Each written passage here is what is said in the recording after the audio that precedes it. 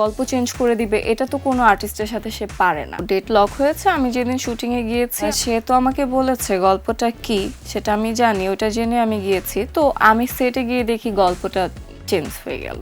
গল্প চেঞ্জ হয়ে গেল, আমার গল্পের ভেতরে আরেকটা নায়িকা চলে আসছে। তো সেটা নিয়ে আমি খুবই বিরক্ত ফিল করেছি। তো আমি চাইলেই পারতাম সেট থেকে চলে আসতে। এমন কোনো অনাকাঙ্ক্ষিত ঘটনা যেটা হয়েছে যেটার জন্য তুমি খুব ডিমোটিভেটেড ফিল করেছো?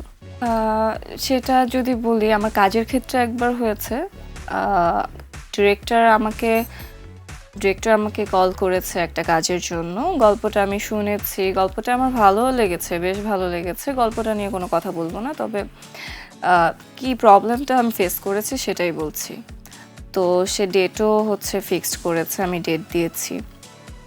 তো ডেট লক হয়েছে, আমি যেদিন শুটিংয়ে গিয়েছি আমি তখন দেখতে পারলাম যে সে তো আমাকে বলেছে গল্পটা কি সেটা আমি জানি, ওটা জেনে আমি গিয়েছি। তো আমি সেটে গিয়ে দেখি গল্পটা চেঞ্জ হয়ে গেল। গল্প চেঞ্জ হয়ে গেল, আমার গল্পের ভেতরে আরেকটা নায়িকা চলে আসছে, লাইক আরেকটা মেইন কাস্ট।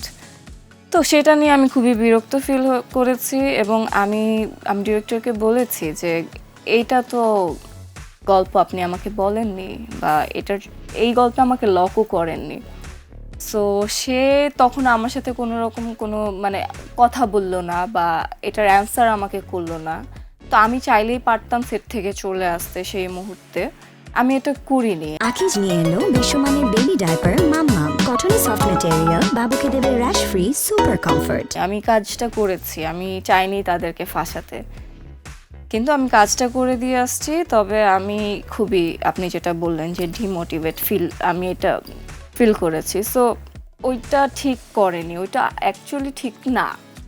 কারণ একটা গল্পে কাজ, আমি জানি একটা গল্প চেঞ্জ করে দিবে, এটা তো কোনো আর্টিস্টের সাথে সে পারে না। আমি ফাঁসাইনি তাকে, কিন্তু সে আমার ওই কাজটা নষ্ট করেছে।